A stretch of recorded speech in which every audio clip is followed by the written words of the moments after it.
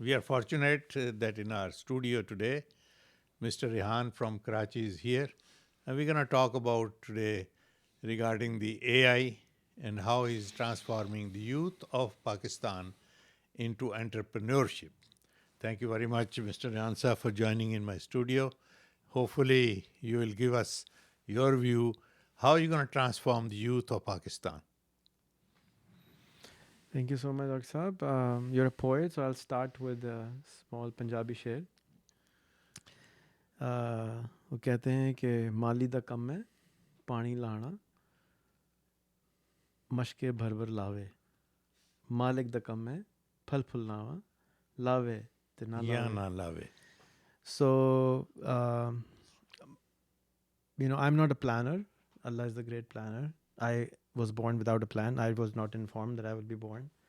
And I came to the world and I did what I did. I have a PhD in failure. So I did 150 startups in 7 countries. And I've been working since I'm 13. So I did my first company when I was 13. I bought my first company when I was 16. And I've been working with in technology space. And then I retired around 34 years of age with the mission to end poverty from the world. And I try to teach elders whatever I know. I have over 10,000 videos on YouTube. I've written 34 books, very small books, not like big books. I have online courses, but I was very disappointed that most people did not want to learn. So I had, by accident, started a school. And I also started a school for elders, a physical school for elders. And then I spent a lot of money on it. And they didn't learn anything. But the young ones started to learn what I made for the elders. And that did really well. And around 2.5 years ago, when ChatGPT came, I think the world was reinvented. The world started all over again. Just like the arrival of the electricity changed everything. So I think the arrival of ChatGPT has changed everything. And these AI tools are brilliant, beautiful, amazing. They can teach the country in a very, very short span of time because I showed you how it speaks Punjabi, Hindi, Pashto, Gujarati, any language you can think of. And it knows about everything. So this is a revolution in education, and all we need to do for mass education is just like Estonia has announced that they would give every student access to ChatGPT, every student, high school student, college student, university student. And I think we should do the same as a country, and it's free. ChatGPT is free, Gemini is free, Grok is free, Copilot from Microsoft is free, and it's like we have a genie in our hands, but we don't know how to use it. So the way you use it is by start using it, and that's what I think as a nation we should do. But our school, which you asked about, my interest is that you're a doctor, you were a heart surgeon, so you went to a school for that. Right. But there is no school that I know of which prepares young ones for large leadership roles. We have in our country water problems, road problems, electricity problems, you name it. They have so many problems or opportunities. So I want to create large leaders, and I think a large leader, if he or she can solve a problem for 10 million people already and help directly 1 million people, make $1 million and be in the Guinness Book of World Record before they're 21. Wow. I think there would be a phenomenal next Malala, next Greta Thunberg, next Jinnah. By design, not by accident. So my mission is to find that curriculum. How do we do this? I have no idea how to do this. So it's an experimental school that I'm running, and we're learning from all the great leaders of the world. We have AI to guide us because it has read all the books. I have not. So it keeps guiding us, keeps teaching us how to do this. And 27 million students in Pakistan don't go to any school. 110,000 schools charge less than $5 a month as school fees. So in our school, in 6th grade, a student has to earn $100 a month. Wow. And then split it with the school. So now the school, instead of making $5 a month, can make $50 a month in 6th grade. In 7th grade, they can make $100 a month. In 8th grade, they can make $250 a month. And the child makes $250 a month in 8th grade in Pakistan. That's more than their parents' income. Right. And this is all open source. So anybody can copy this, anybody can use it. And all those 110,000 schools, once we are able to do this, they will be able to make hundreds of more schools, thousands of more schools, which make money for them. Right. And those kids who are not going to school will have a reason to come to school. Absolutely. What a fascinating way of explaining, Rehan, the AI, the boom of AI is going to transform the whole country, Whole world. whole world. Planet, yeah. Absolutely, no question about it. My one question to you is, what excites Rehan the most? I was kind of dead for the last 10 years. I was really not enjoying anything. Right. But since I have these young students Right. who are becoming mini Rehans, who are able to learn, who I can ask, and they're like small genies. I can just ask them, can you write a book for me on this subject? So tomorrow I'll have a new book. I can tell them, can you make a new app to do this problem, which is pretty hard. In 2 days, I'll have an app. So I'm just scratching my head. What are the possibilities if I had 1,000 of these kids with me? I have like a small army with me to do anything. And that's like having a superpower, not once, but 1,000 times. And But that's my very my exciting for my me. fundamental question to you is, what good is that you can produce a book on one day, or maybe several books in 1 week? Who's going to read? How are you going to make somebody read what you have written? So all the books that I showed you today, there's nothing to read in there. Right. It's a guidebook. Guide It's book. like step 1, step 2, step 3, step 4, and it's for people who are unable to take those steps. Most people in the world are scared to take any steps. That's why they are unable to achieve whatever they want to achieve. The Bible of transformation, human transformation, today's world for the last 120 years is a book called Think and Grow Rich. It's by a gentleman called Napoleon Hill. And Napoleon Hill keeps saying, take a very small step, even if it is very hard, just take it for 1 minute. And then once you build the momentum, it automatically starts to happen. In our country, the most important, most amazing pastime for the people who are over 40 is watching TV Right. and bad mouthing people. We need to change that into taking actions for 10 minutes. So if they can take actions about one problem of the country, we'll have no problem. We'll become the richest country in the world. Right. Absolutely. I mean, Pakistanis make $1,000 a year. Yes. Americans make $45,000 a year. Right. Luxembourg citizens make $110,000 a year. Right. I went to Luxembourg to see if they have any Right. special stuff in their head. I found they're normal They were people. not- Let me ask you a question. It's a very interesting question, which you can answer it from the AI point of view. Man's best friend is a dog. Okay. Do you think in future man has a choice? Is it AI will be his best friend or a dog? I'll go one step further. I think 25% of the people will marry their AI. Because So that's, there'll be AI girlfriend, yes, AI wife. AI wife. In Japan, in the last 4 years, 5 million people have married their phones. And the reason is because it has more empathy, more knowledge, more comprehension of you than any other human being. Even you don't understand yourself, but AI understands. If I give it all my life's data of health, it knows about me more than my doctor does, because the doctor cannot remember everything, AI can. So the future is very weird. Why I call it weird, I just came from Austin, which they call themselves, we are the weird city. Right. And the weird is because we cannot even comprehend what's going to happen. And that's a very hard thing for most human beings, especially who went to the design of a syllabus or academics and systems engineers.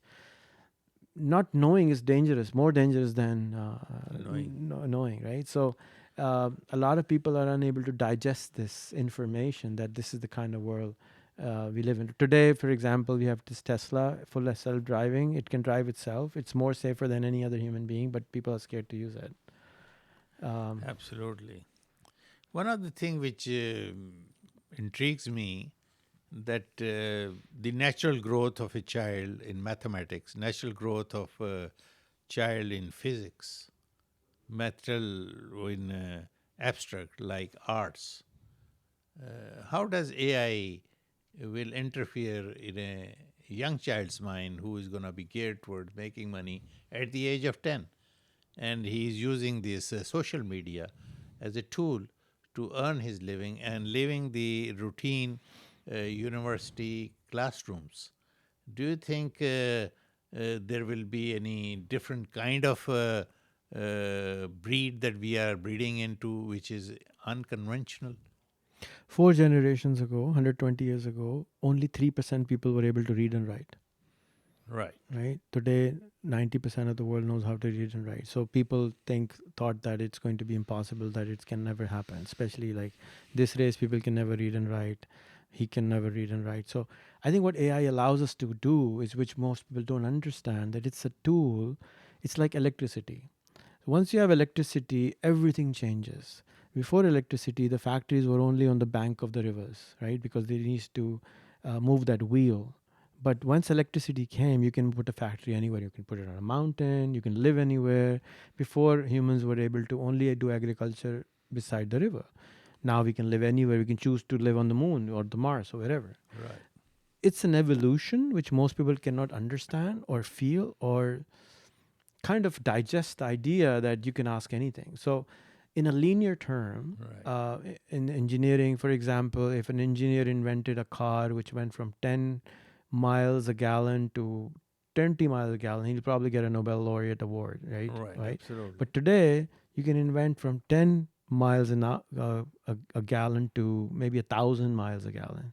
But that's what exponential means with AI. Why? Because this AI has a PhD in physics, chemistry, biology, anything you can think of. A human can have a PhD in one thing, maybe Right. 4. Right. But this thing has a PhD in everything. Right. So it has the power to invent something absolutely enormously amazing.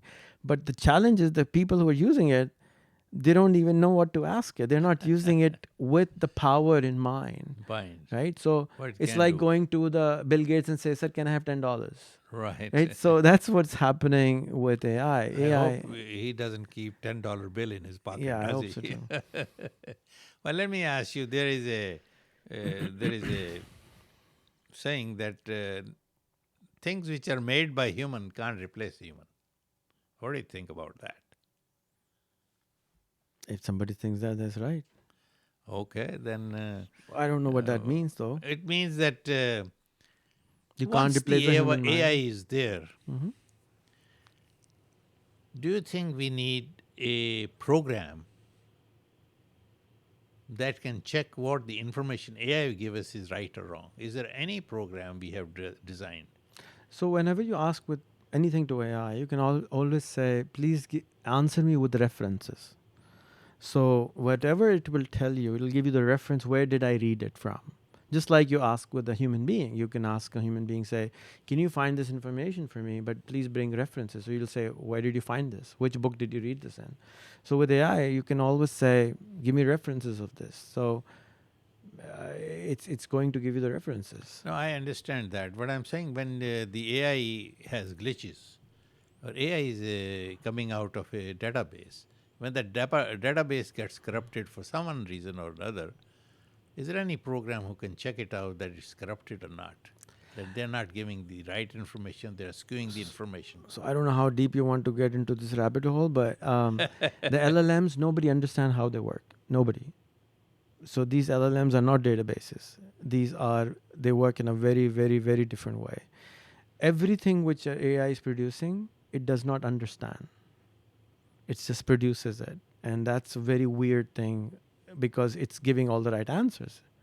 But it's not thinking. It's just predicting. It's a predictive machine. It's not a thinking machine. But it seems like it's a thinking machine. It talks like it's a thinking machine. So it does not work through a database. There is no database involved. It's a very, very different. This LLM technology, which we are using nowadays, it's very different. It's generative AI. That's why it's called generative AI. It's generating one pixel at a time, one character at a time. But since, for example, if I say "Khudi ko kar buland itna ke," and you can complete it, just like that, AI has read millions and millions and millions of patterns. So it knows what should come next. And that is how it's working. And nobody understands how it works. Nobody.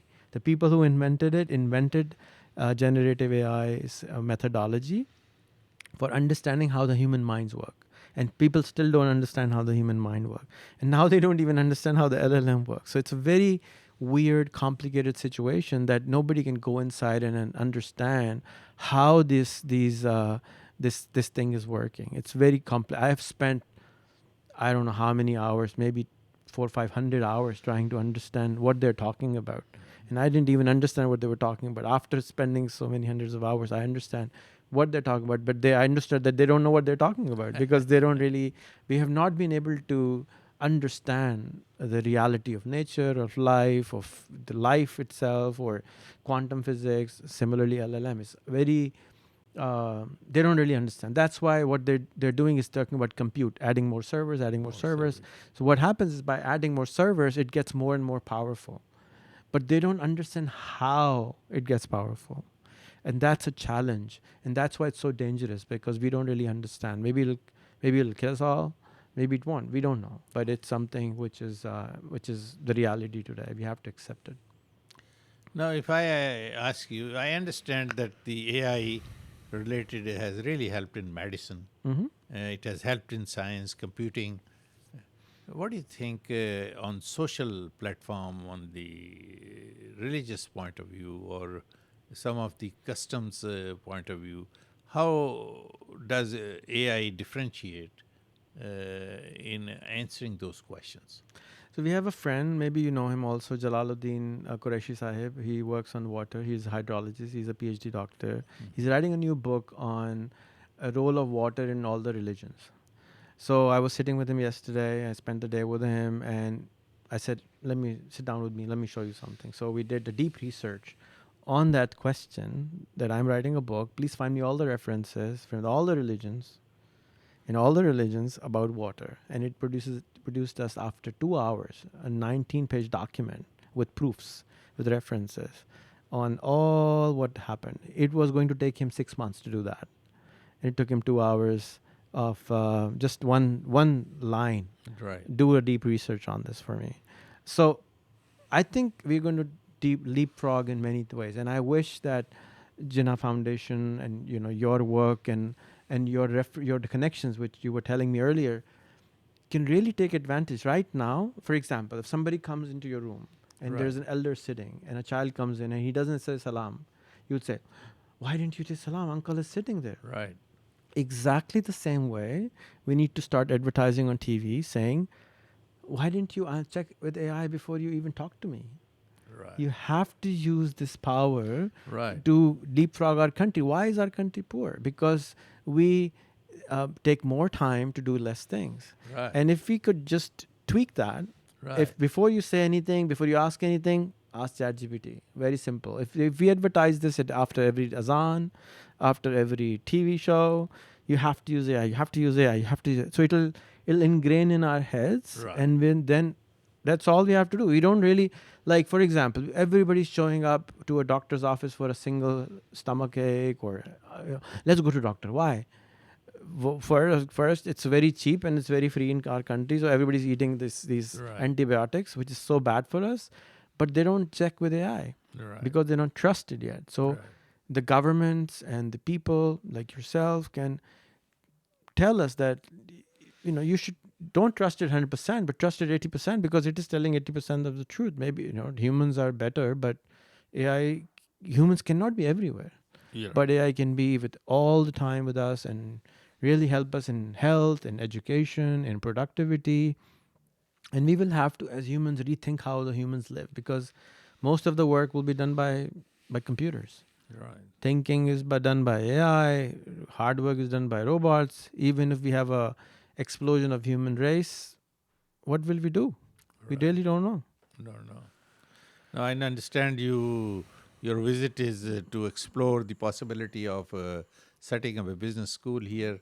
It's a school. It's a high school. It's a middle school, high school. I don't call it a business school, but it's for entrepreneurship and leadership. And I hope you get all the support from the Pakistan diaspora in Houston, and hopefully you'll bring this innovative education to the youth of Pakistani youth, Pakistan diaspora youth in Houston, where you can teach them to start earning money way early on than a conventional teaching in the school and colleges in this country. And I hope you to have you a success. And if you have any thoughts on that, you can share with our audience. The goal of my school is not to just make money. The goal of my school is to finally produce leaders like Jinnah in abundance, thousands of leaders, not just. We don't have to. I really don't like that share like. हजारों साल नरगिस अपनी बेनूरी पे रोती रही फिर why are we waiting?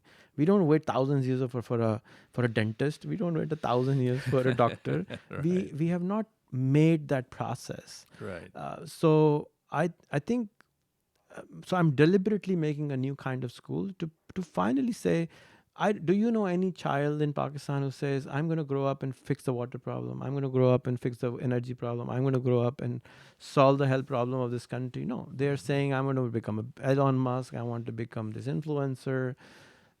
So I'm inculcating this inside these kids. In our school, each student has to choose one problem to solve in the next 8 years while they're at school. And that's what we're doing. They have to connect, just like Barkat Sarania introduces different people. So our job, we watch one TED Talk on a problem. Each student watches a different TED Talk. Right. Then they make their own TED Talk. Then they contact the TED speaker. Right. A child contacts the TED speaker and requests them for a podcast. Wow. And they have to do this 200 times a year. Wow. In 4 years, they end up meeting 600 to 800 TEDx speakers in their podcast, one-on-one. They build that relationship just like we're building. Yeah. And then when they start their startup, when they have a problem, they say, Dr. Furqan, what do I do about this problem in my city? Dr. Khalid, what do I do about this problem? They don't have to learn. They just have to connect the dots together. And that's what's missing. Absolutely. The world has solved the water problem, electric problem, Right. energy problem. We just don't, we haven't solved it. We don't need to solve it. We just need to, find those right people to connect the dots. Wonderful talk, very inspiring talk with Mr. Irfan for Rehan. And Rehan, thank you very much for joining us today. Thank you for the opportunity. If you want to say last word to your audience, you're free to say so. I would love to say that they should watch your talks more, your talks more, your podcast more, and look like young like yourself. And you should you retired like on 79. My God, you should run for election next. No, You have so much energy. When I met you, I thought you were like 60, 62. Well, you're saying you're 80. That's very inspirational. You should be a young at heart. But young And at what body. you should learn, what I've learned is that you should give. Whatever you have been taken, you should give. This is my giving back to society. I love to talk, to give a podcast, and I enjoy meeting people like you who can take a message to the next level. And that's the way life is. God has given you one life. You have to live it to the fullest. That's what it is. Thank you for coming. And Pakistan, Zindabad, Pakistan, Paindabad. I have a friend who says Pakistan ko Zindabad banayenge because it's not yet there. And it is alive, but it's just on like dialysis right now. We have to make it Paindabad. We have to make it Zindabad. You It's a lot of Bal work. has said a lot of it, that the fate of a country is in the hands of the people like you and me, Yeah. and thousands of people who are in Pakistan, the youth of Pakistan. 80 years, 70 years is not a big thing in making a country. In an AI world, it is. In an AI world, yes, absolutely. And maybe this AI makes the Pakistan great again. You never know. In a few years. It can, but we have to do something about it. We will, inshallah, we will do. We should always have faith.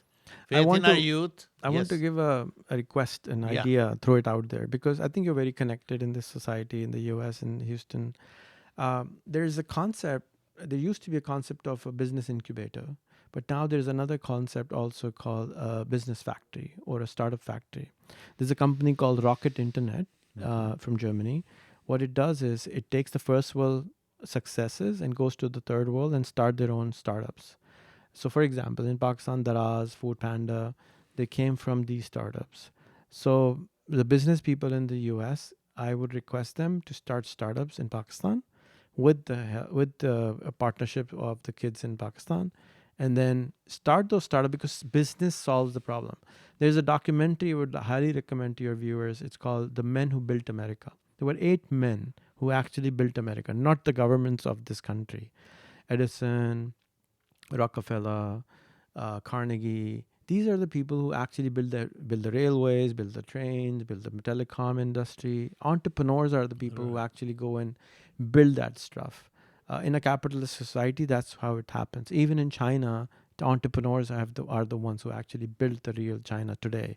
Right. So we need to really take that entrepreneurship courage and partner with the people here, with the people over there, and bridge it and do those startups. So that's something which I think that can really help you here and people over there. Thank you so much. We'll take your message too. And what a beautiful information we got from Mr. Rehan. Rehan, thank you very much for your visit. I hope you come back again and again and again. And one day you'll be virtually here. I'm always here. Always here. With AI, you're always everywhere. Just press the button on your phone and be like, I'll be there. Right. Thank you very much for coming. So much. And God bless you. Thank you. I mean.